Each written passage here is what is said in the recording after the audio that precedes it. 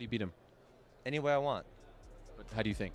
I dominate him whole time. When an overconfident fighter gets knocked out after a lot of trash talk or unsportsmanlike behavior, both his opponent and the audience feel great satisfaction. So let's take a look at the top 10 legendary instant karma moments in MMA. Don't forget to subscribe to the channel, turn on the notification bell, and of course, enjoy the video.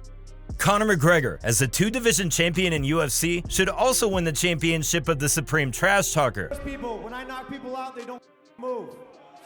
They're not, who the is that guy?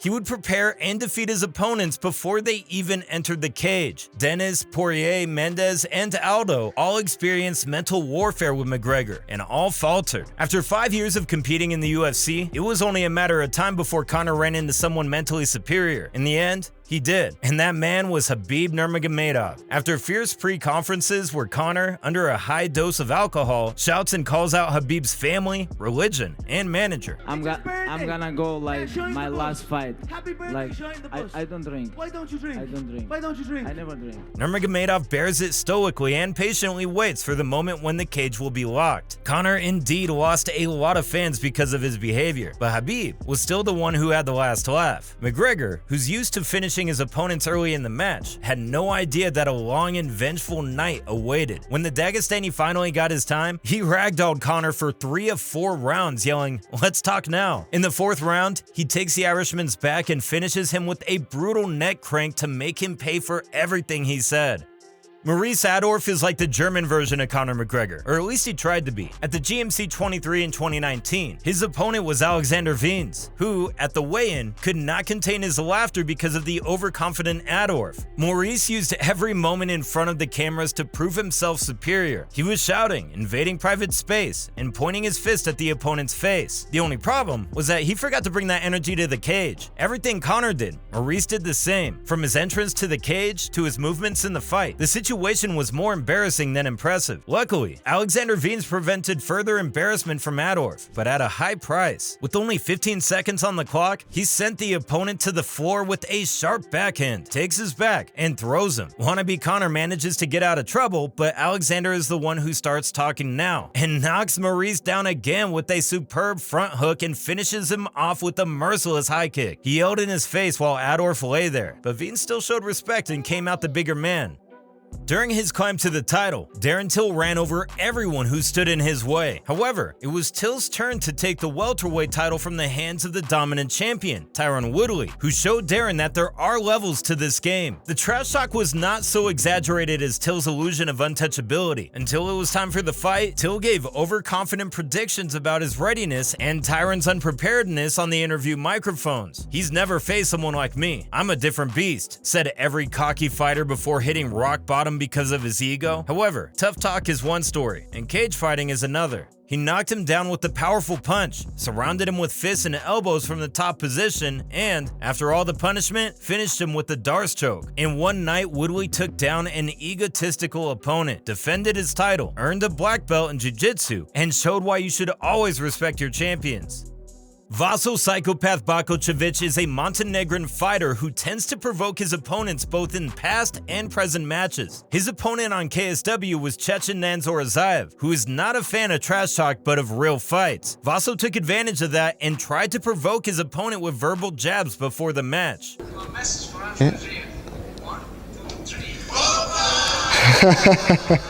The weigh-in didn't go smoothly either, as both fighters were hungry and fired up for the match. Bakočević promised to knock off Justin Bieber's hair from the head of the Chechen fighter, and Anzar, on the other hand, spoke with his fighting skill. But in the cage during the fight, of course, Anzar couldn't wait until the end of the fight to repay Bakočević for all the provocations he had spoken. Karma works in miraculous ways, and Chechen fighters are not to be trifled with.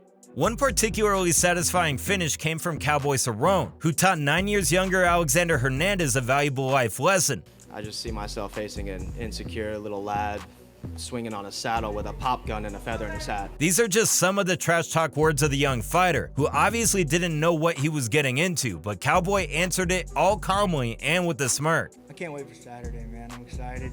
And when Saturday finally came, the old cowboy showed why he's one of the oldest competitors in the UFC when he took the fight to young Hernandez. Cerrone scored a takedown in the first and participated in good exchanges, leading in signature strikes and opening the face of Hernandez, who was not helped by his young age. Swollen Hernandez took a massive beating and got obliterated with a high kick and punches from the top position at the end of the second. After 15 years of competition, Cowboy reintroduced himself as the most violent man on the roster, showing that this old wolf still has teeth.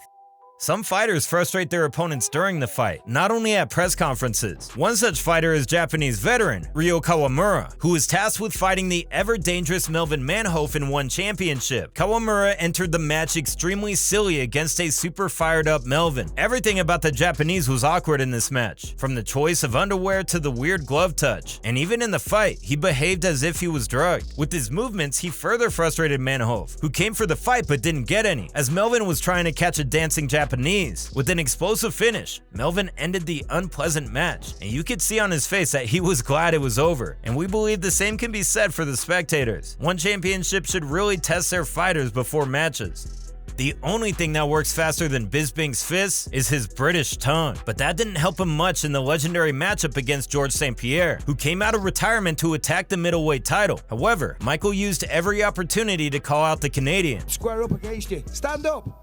Stand up and look at the size of me and look at the size of you. Go back to fucking Canada. Some money, man. Buy a new suit. What the fuck? You look like a history teacher. In a sea of provocations, GSP, as always, showed his dignity and patiently waited for the match. When the press circus was over, it was time to fight, and GSP was better in every aspect. Safe to say, Mike had it coming. In the third round, GSP gets a knockdown, follows up with a brutal ground and pound, and takes the opponent's back, squeezing the trash talk out of him and choking him unconscious to the satisfaction of the audience, because a GOAT will not be disrespected. The last person you want to piss off before a match is bloodthirsty street fighter Jorge Masvidal. Say what you will about him, but he never showed disrespect to an opponent, at least not to those who didn't deserve it. The shortest match in the world was followed up by too many bad words and empty promises by Ben Askren, who saw Jorge as an easy target. How do you beat him? Any way I want. How do you think? I dominate him whole time. Finish him? Possibly. What do I think the real reason is? I think the real reason is he knows I'm a freaking terrible matchup for him, and he doesn't want any part of that. A movie can be made of everything Askren said, but the reality was far from that. At the start of the match, Ben saw Jorge run and ducked into a double leg takedown, and that was it. Masvidal's knee connected Askren's temple and erased all memory of the already short fight. Even though he knew his opponent was unconscious, Gambard followed up with heavy blows to pay for the mental pain. I saw some criticism. People say the punches weren't really necessary. Maybe they were super necessary. Neither Michael Pereira nor Zelim Imadaev speak English well, but language is not required to understand this matchup. At the weigh-in, there was an incident where Imadaev disrespectfully slapped the Brazilian unprovoked. Pereira pointed towards his opponent, indicating what would happen later in the match. During the fight, Michael's striking was twice as effective as the Russians through 3 rounds, jumping off the fence and trying to hunt down his opponent. Michael found sweetness in the moments when he started slapping Zelim in the 3rd round and letting him know that he was enjoying every blow. After a superb performance and unleashing hell on Imadaev, in the last minute, Pereira gets an attractive takedown and ends a disrespectful Russian with a rear naked choke, who will think twice about how to behave in the weigh-in. Javid Basharat is the new face of the UFC, an undefeated fighter with 14 wins who had an unpleasant situation at the weigh-in with opponent Oran Callan at the Dana White Contender Series. This clip went viral, especially because of the sweet outcome. He offered to shake my hand. I told him, no, you're looking for a way out. You missed weight and you're celebrating like you made weight. You see that? Callan stepped back the next moment and called Javid a terrorist, at which the Afghan laughed with dignity and left. And obviously my instinct is to slap him or whatever, but I was like, no, tomorrow I get to deal with him, you know. In a spectacular match, Oran played the role of a punching bag. It was a pleasure to watch the absolute dominance of Javid, who did whatever he wanted to his opponent until he finished him at the end of the 3rd round with the guillotine. In short, Oran was right. Javid is a terrorist, and he definitely terrorized him. Hey guys, thank you once again for tuning in. Remember to like, subscribe, and keep your guard up. We'll see you in the next one. Peace.